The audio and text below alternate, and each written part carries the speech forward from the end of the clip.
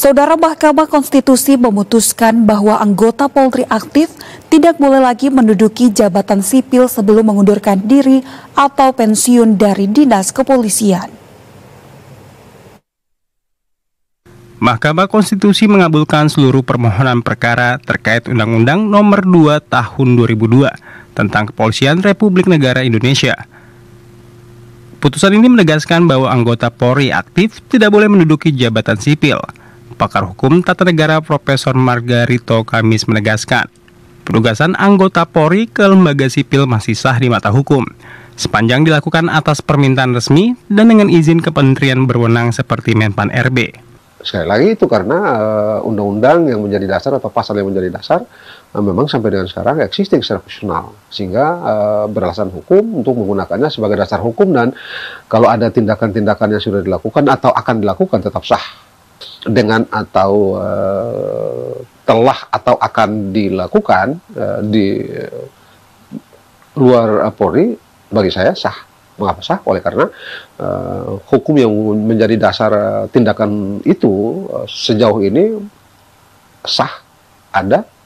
Sementara itu, akademisi Hukum Tata Negara Muhammad Ruliandi menyampaikan, penempatan polisi aktif dalam sebuah lembaga atau institusi non-Polri sebenarnya tak menyalahi aturan. Bahkan undang-undang tak melarangnya selama jabatan yang diisi bukan atau tidak melalui proses politik.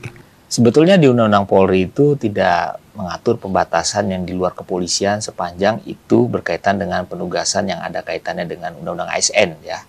Artinya Undang-Undang Polri hanya membatasi sepanjang berkaitan dengan pasal 28 ayat 3 itu dalam ranah pengisian jabatan-jabatan di luar dari institusi Polri yang memang pengisiannya melalui proses politik ya. Seperti misalnya anggota DPR, mau mencalonkan sebagai anggota DPRD, kemudian kepala daerah, calon gubernur, bupati, wali kota, atau mungkin menjadi menteri, ya itu memang harus mengundurkan diri.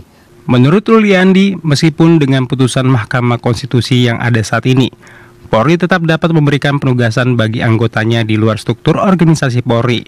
Dengan catatan, penugasan tersebut berkaitan dengan tugas pemerintahan dan selaras dengan ketentuan Undang-Undang ASN.